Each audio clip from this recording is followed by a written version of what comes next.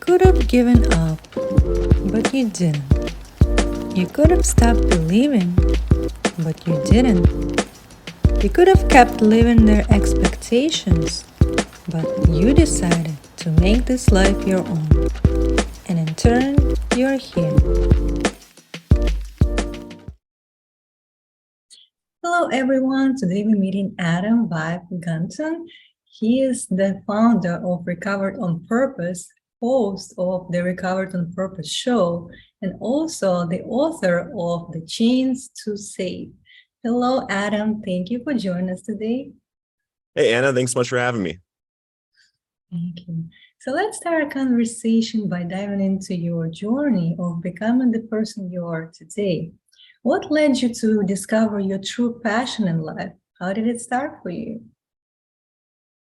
Well, that's interesting because there's a lot of different ways that it happens. Since I was really, really little, I always had this like innate just love for people. Like I really, really loved people. One of my earliest memories is I don't remember how old I was. I must have been like 4 or something. But it was my birthday and I got this present from my parents, and I was so excited about it. It was like, the favorite thing, the thing that I was looking for. And then as soon as I opened it, I got excited and I walked over to my best friend and I gave it to him, because I loved that kind of stuff. I don't know.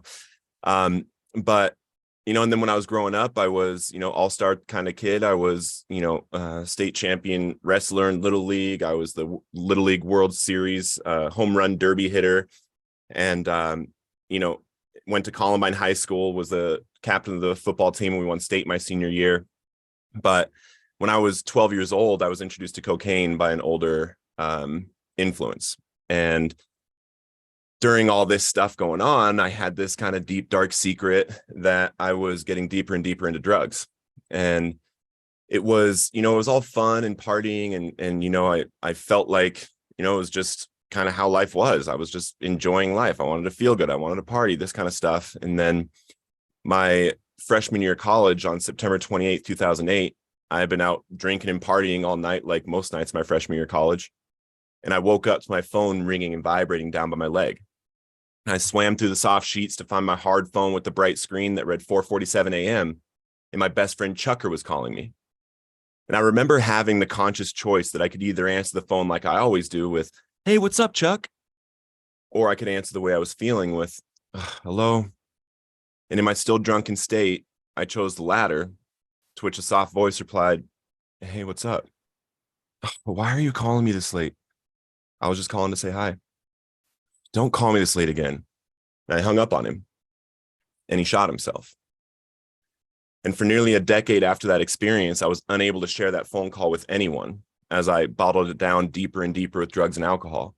Drugs and alcohol were no longer a way to party and have fun. Drugs and alcohol became my solution to life, how I cope with the way that I feel, how to cope with my thoughts and things that are coming at me in life. And this led me all the way to being homeless, 86 from a homeless shelter. So I was super homeless. And I was unable to stop using the very drugs that were taking everything from me. And, for a while, for a few years, I was trying to get clean. I was trying really, really hard. I was going to the 12-step meetings in church and Bible studies, and I was seeking treatment. I was never able to get into treatment. And this whole time, like, it's getting worse and worse. My addiction's getting worse and worse, and the hope is getting less and less and less. I didn't think that I was ever going to get clean. I thought I was going to die an addict. And then November 6th of 2017, after some spiritual experiences, and then I worked a program rigorously, I found recovery, and I haven't looked back since. And I remember the day, it was my 26th day of recovery. And my sponsor had come and picked me up like he did every single morning in his 1983 Mailman Jeep. And we're driving to go do the work together. And I'm looking over at this beautiful sunrise. And for the first time since I was 12 years old, I had no desire to drink or use. It was as if one day I was going this way, and then that day my mind was going this way. And when I experienced that freedom that I thought was not available for me, I knew in that moment that it's my purpose to help as many people find that freedom as possible. And since then, it's just been growing. The different ways that I try to do it, the different ways that I'm able to do it. Everything I do in my life now all has the end goal of helping addicts that are out there suffering.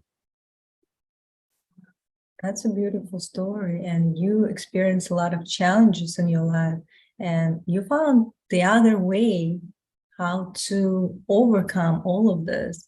And it was hard for you, but again, you stayed on purpose. You found a way to go through all those challenges with the help of others, but also you had that feeling inside of you, knowing that there is something better, there is something more to your life than it is. And you had that faith, and you had that belief in yourself, because a lot of people struggling with the same type of addictions. And like you said, usually it starts with them using it as a recreational type of substance, but then it becomes a way from to escape life, to escape certain emotions that they're feeling. And it's just a vicious cycle, never ending, unless people recognize and stop that cycle on their own and catch themselves in that negative thinking pattern. And then it becomes more of your own willingness to get clean. It starts with your responsibility of your own life to say to yourself, that's enough, and this is how I'm going to get better. And I see that you are helping others through different ways of either your podcast or your book. And I just want you to elaborate more on how you're spreading that message, and how you see others get clean through your own work that you're doing, through your own tools that you are providing to them. Yeah. So it was right before I got 2 years clean and sober in September of 2019. I went out to this conference in Vacaville, California.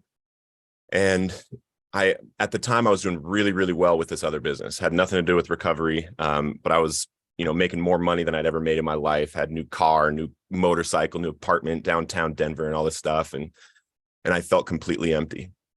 I felt completely empty sitting in that nice apartment. And I started praying to God. I was like, God, I don't want to feel like this. I don't know what this is. I made it, I did all these things in under 2 years. And I was like, God, you got to show me what to do. And I was like, I can't feel like this. This is not what I'm supposed to be doing. So show me. And the next day he shows me this conference, and I go out there, and it was literally like how to bring God into business. Right. And the first night, the first part of the conference, I'm in the front. I know nobody there. There's like 1,500 people there. And I just went out there on a whim, and I hear his voice in my heart say, your new company's called Recovered on Purpose. And I looked up, and I was like, dang, that's good. And I pulled out my phone, and I got the domain name right there and everything. And later on in that conference, one of the last speakers to get up came up and started talking about writing a book. And he was talking about self-publishing a book. And I'm like rigorously taking notes because I've always wanted to write a book, and I'm writing. And then I hear that same voice. And it says, if you publish your story for your 2 years clean and sober, you're going to inspire so many others to do the same. And I looked up, I was like, my 2 years, that's in 5 weeks. How am I going to do that? So I go home, and I've got 23 employees at the time, and a couple business partners. And I call everybody. I'm like, hey guys, I need a few weeks. I'm working on something. And I just focused. Right. And I sat down, and I was like, I know that I'm not going to be able just to sit and write a book. Right. I can't just figure out how the book is going to be. Right. I've got to figure out what I'm going to say with it. So on one of my whiteboards, on this big whiteboard, I started dumping out every experience and every story I could remember from my life in 5 words or less, and just started dumping them all out, getting everything out of my head that I could possibly remember. And then I started thinking, what do I want my book to share? What do I want the message to be? And I was like, well, I want to share about the reality of the spiritual realm, the things that I went through in my addiction, and how I got clean, And so I took all those stories from that whiteboard, and I put them over here, anything that would point to that message. And then I took those, mapped them in chronological order to tell my story, made a checklist, and then I sat down and I wrote every single one, boom, boom, boom, boom, boom. And then 5 weeks later, on November 6, 2019, published From Chains to Saved, One Man's Journey Through the Spiritual Realm of Addiction. It became a #1 bestseller on Amazon. It stayed #1 for 4 months, and I outsold the Big Book of Alcoholics Anonymous for a month, which was pretty cool. Even though that book saved my butt, but, and then, 30 days later, on December 5th, 2019, I'm out at this other conference in San Diego, and I'm standing in the back, and a man I'd never met before walked up to me with a copy of my book. And he said, "Bro, your book changed my life. I have 3 weeks clean. Will you sign it for me?" And he handed it to me. And Israel is still clean to this day. And a couple weeks ago, or maybe about 3-4 weeks ago, he's been on this new journey. He's been clean, been sober, but he's been doing this whole health journey where he's lost weight and been lifting weights and stuff. And he's completely transformed his body. And I posted something on this picture that he put up. I was like, "Dude, you are looking amazing." And he was like, "Bro, it all started when I read your story. It changed me, and I'm still going better." And I was like, almost 4 years later, right? But right after that happened with him, I started coaching and training other people in recovery how to write and publish books. The first one, Brittany Priestley, published her book, Mommy Drunkest, in April of 2020. And the district attorney that prosecuted her 4 times in her addiction bought a big box of her books that he now gives out to women that he's prosecuting that are in the same situation that she was in. So there's no telling what, where these books are going and where this podcast will go, who's going to end up listening to this podcast, right? But right now, what we've been doing, and what I've been doing for a while, I use social media to reach addicts that are suffering and show them that I'm a place that they can come to for help without judgment or anything like that. And I reply to every single message I ever get, every single one. And just on my Recovered on Purpose Facebook page, in the messenger, with some videos that have gone viral and some posts that have gone viral and different things, I've been able to help over 1,000 addicts find recovery just in my messenger, putting out content and replying, right? And now what we're doing, because I love the fact that I've been able to do that. I feel extremely, extremely grateful. God has given me something amazing to do. But in reality, the problem is huge. There's over 37 million people that are suffering in substance use disorder right now in America. And if that's the case, then 1,000 isn't even touching it. So what we're doing right now is we're building a comprehensive 50-state resource guide for addicts and alcoholics that don't have private insurance or financial resources for treatment. I think we've got about 15 states left until we're finished with it. And then with that, we're going to do partnerships with everybody doing content like that we can possibly find. I've got friends that are getting 5,000 messages a month for help. And we're going to have a place for people to go for wherever they are in the United States for now to find exactly how to get the help. And then we're going to have the Recovered on Purpose resource managers who will walk everybody through the entire process of when they reach out for help, all the way to when they leave treatment and they get placed in one of our online groups that's a place for them to find identity rather than just being an addict. Like we'll have one for LGBTQIA plus community. We have one for mothers who have lost their kids in recovery. So it's a community of people that are learning leadership in their recovery and how to get attached back to that purpose in your recovery of how do you get to be the best possible you to help people out there suffering. And Recovered on Purpose is basically just a platform to teach everybody in recovery how to become the best version of you. Yeah, this is something great that you're doing right now. And thank you for doing that work, because a lot of people need help. And especially in their mind, they feel like they're the only ones struggling with this. And as you remember, when you were in those shoes back in the day, you feel that loneliness, you feel that you isolated from the society in a way, in your own mind, because it's not true. And people need to find a way to connect with sources that would help them to overcome this addiction. And with you establishing it and being available in all states, people could just reach out easily. But the thing is, they need to have that willingness to get clean, that desire, and to act on it, and to really call or ask somebody for help. Because if they continue suffering in, that being alone, nothing will change. Yeah. What do you think could, help them to reach out to others? What could be the message that you can send to those who are suffering? Maybe somebody who could listen to this podcast and they are, going through that right now, but again, they feel like nobody could understand them, or people would judge them if they speak up.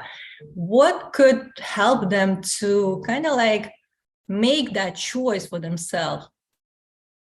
Yeah, and I love that question. Thank you for bringing that up, because this is a huge part of what Recovered on Purpose does.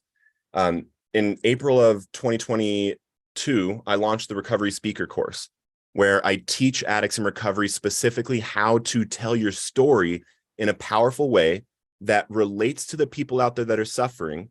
And like you're talking about how you grew up, you're talking about how you were addicted and what kind of things happen in there. Like there's things that happen in addiction that nobody understands except for an addict that's been through it.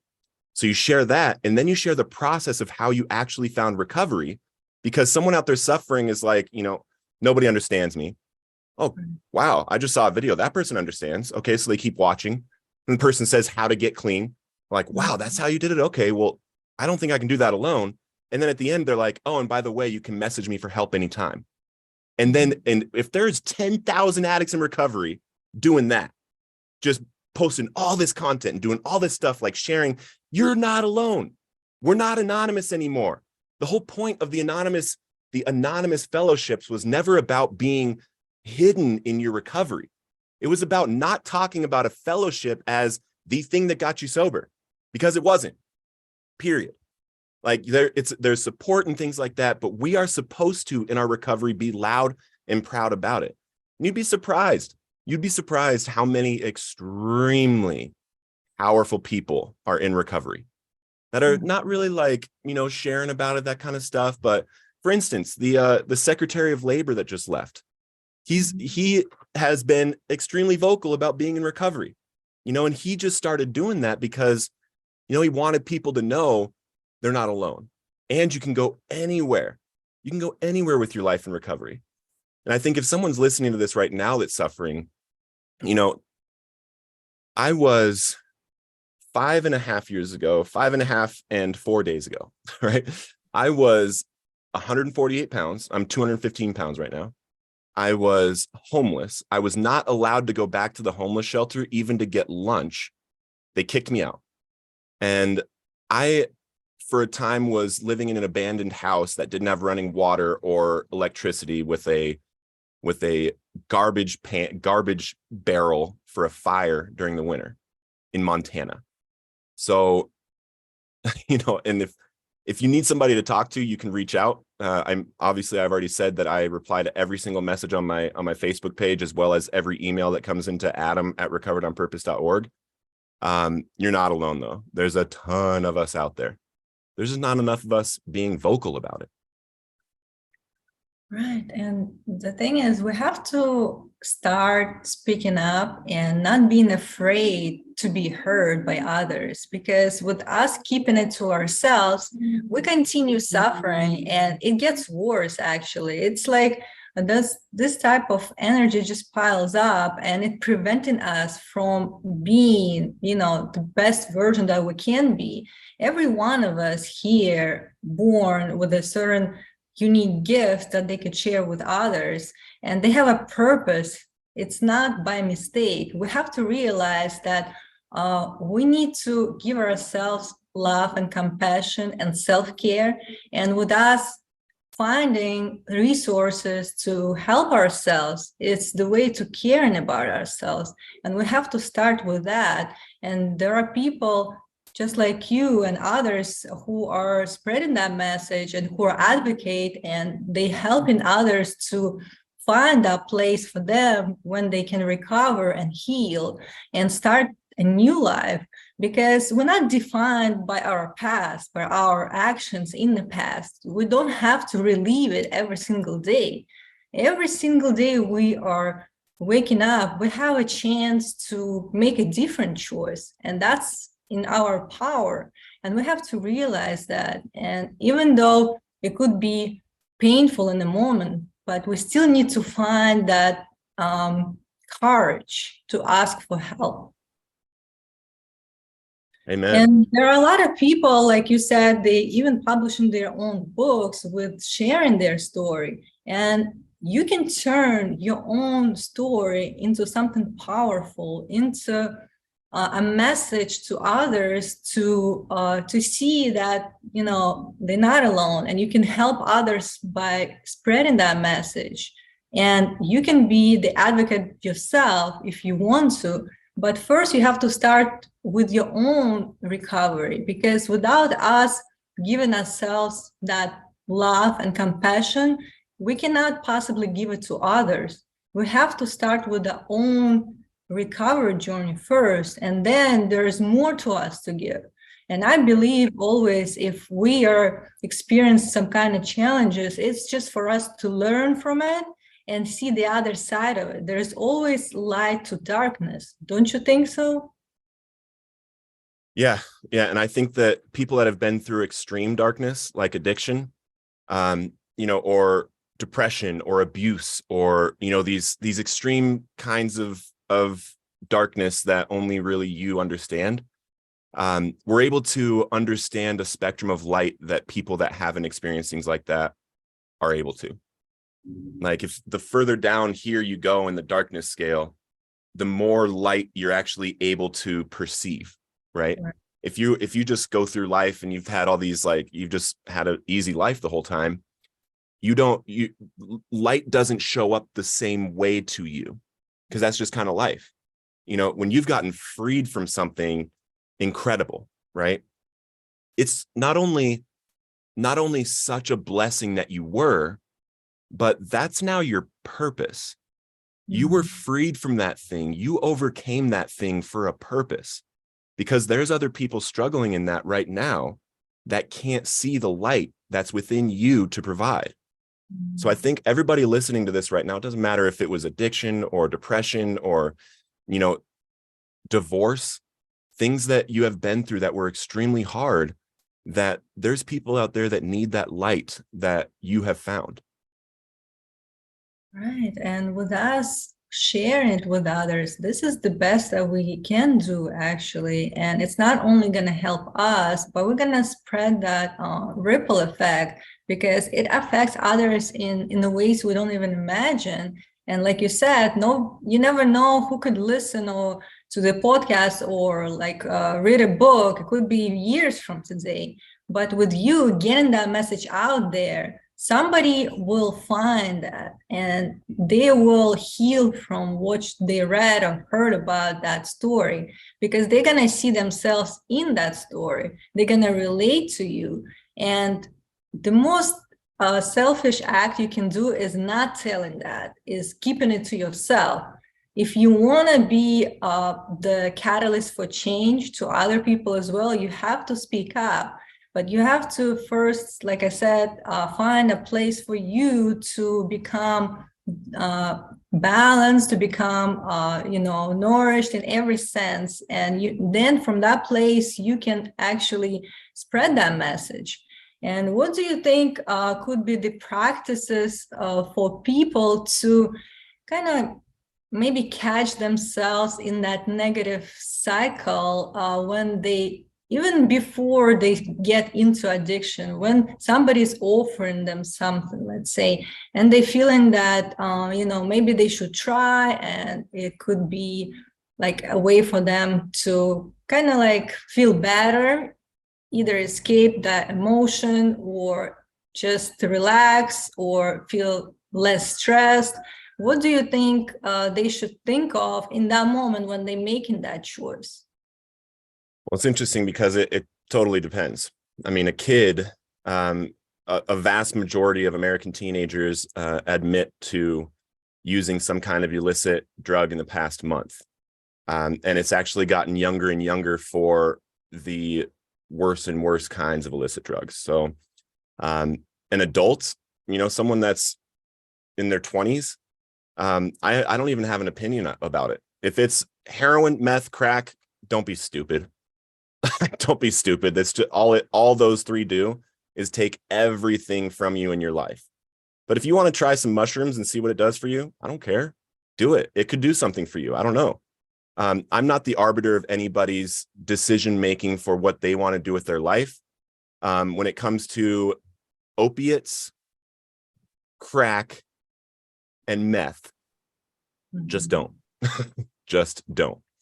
And I think that we were talking a little bit about the point of how do we get to, not going down that cycle, right? And what I've found is that winning my mornings is the most important thing for my self-care and for my progress in life. And I recommend that everybody listening to this, and you do something new with your mornings starting tomorrow. That means, have you always wanted to meditate for 10 minutes in the morning? Wake up 15 minutes earlier and meditate for 10 minutes. Start that into your routine. Have you always wanted to read 10 pages of a positive book every single day? Wake up 30 minutes earlier, drink some water with some Himalayan rock salt and lemon, and read a book for 10 pages. The thing is when you actually get up and take charge in your morning to do something that you know is bettering yourself, you carry that into your day and you begin making decisions throughout your day that you wouldn't make if you don't make that first decision in the morning. I wake up at, my alarm is set for 5 a.m., but I'm usually up by like 4:15, 4:30. And first thing I do is I hop in 34-degree water for 7 to 12 minutes, because I know that by doing that, I'm telling my mind, you do what I say, not the other way around, for the entire day. Then it's hitting the gym, then it's getting back here and doing my spiritual practices and my journaling, writing down the 6 things that I need to get done as priority today, and then looking at my calendar and doing all these things that I'm knowing I'm setting myself up for a successful day before most people are even getting out of bed. And what is that doing for making us able to really accomplish the dreams that we have for our life? Everybody listening to this right now, there's somebody else going after the same dream that you have. What are you going to do to make it your dream? How are you going to prove that you are deserving of that dream? And what I believe about dreams, when we have a real dream, a real vision, a real desire, that's from God, period. If you actually have something that you want to do and you can see yourself doing it, that's from God. And I believe that he gives all of us grace to do it, but only one of us actually will do that thing. So do you actually want it? Get up and do it. No, that's very powerful. And like you said, we have to make it a priority. We have to discipline ourselves with those everyday practices that we do consistently, not just once, but we have to integrate in our schedule and follow through, not just talking about it, but really do it. And again, you teaching yourself that this is very important for you. And this is what I'm going to do no matter what, because today you can feel good, tomorrow something could happen, but you have to make that decision and commit to the process, because even if you feel down, you still have to do it, right? If you're really into that all the way, and you know that it's important for you, so you will prioritize that. And like you said, it will set up your day for success from the beginning, and then you'll have, you're gonna make better choices along the way. And again, a lot of different opportunities can open up for you with you being committed to that process. Because if it's God-given, I would say, purpose that you need to fulfill, everything will conspire for your own success because you decided that you're going to make it. And that's important. And with us making that decision and doing that every single day, we will see ourselves being in a different place from a year from today. Sometimes we underestimate what could be done within a year. Exactly. 100%. It's very important to notice how people just not prioritizing their time of what matters, and they just, moving with the flow, like going on autopilot, waking up when they feel, and just, not really thinking how they managing their time, and they waste that time. And time is a commodity. It's a resource that we have, and if it's gone, it's gone. We have to use it wisely, and then we'll see what could happen after that decision is made and we are back in the driver's seat of our life, because we are the creator of our own experiences. Don't you think so? Yes.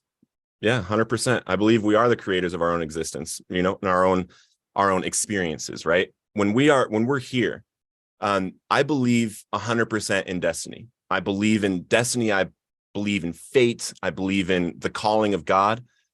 And I believe that we have 100% free will to do it or not. I don't believe that God put me through addiction. 100%. I don't believe that he made me do that or anything like that. But the cool thing is that everything that we have been through can be flipped and turned around for a positive, for a good. As long as we stop looking at it like, oh, but I lost my 20s with a needle in my arm. What am I going to do? I lost all that time. Like, nah, dude, look at how much you learned. Look at how much you learned from all that stuff that you went through. How can you use that as an asset now? And I think that, something that drives me, like really, really drives me, my number one fear is when I die, I am going to come face to face with the one who created me. And there's going to be this book that I'm going to be able to see of what my potential was while I was alive. And I'm going to see, what I could have done, some missed opportunities of people that, maybe I felt this, this call, like I need to go help that person right there, and I'll see what would have happened if I did. And then I'll also see all these things that I wasn't able to see while I was here. Maybe that person that I helped, that I helped for like 5-10 minutes, but it really impacted them somehow. And they went on to feed 1 million people. I won't be able to know that here because they didn't know who I was. They just got impacted by that, but I'll be able to see all that when I die. And I want to see as many positive, good things that I did while I was here as possible, because I won't be able to remember them all now. But when I die, I want to see dang, I did good, God is going to be proud of me because I made the right decisions as much as possible, and we all have the opportunity to live that way. We all have the opportunity to live, to love other people, and to be the best version of ourselves that we possibly can. Yeah, and that's very important to think about in order for us to kind of focus our energy in what matters and just be the best that you can be in this single moment right now, because everything is actually in the present. With you escaping that present moment, that's where, usually the power is. And if you're not trying to be the best that you can now, it could also be harder to do maybe in the future, but it's not impossible. You can start from any point of time. If you decided that this is enough for you and you want to make it better, that starts today, and every single one of us can make that happen. And with that responsibility, we're gonna create the life that we want to live, the life that we're destined to live, and that starts with us. And I'm so grateful we had that conversation today. Thank you so much for sharing your thoughts and wisdom. And for those who would like to connect with you, how can they find you?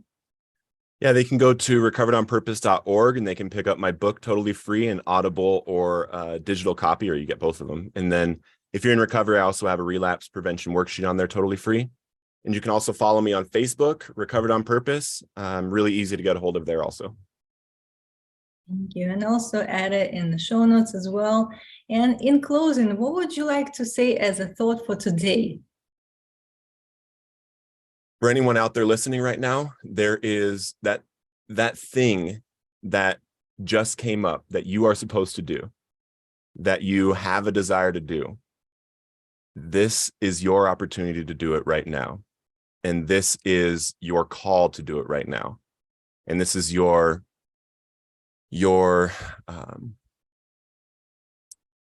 allowed to do it. You are allowed to do that thing that you want to do. So get up and do it. Thank you so much. Hope you Thank you, Anna. I hope you enjoyed this episode, and if you did, hit the subscribe button and share it with others. Stay tuned.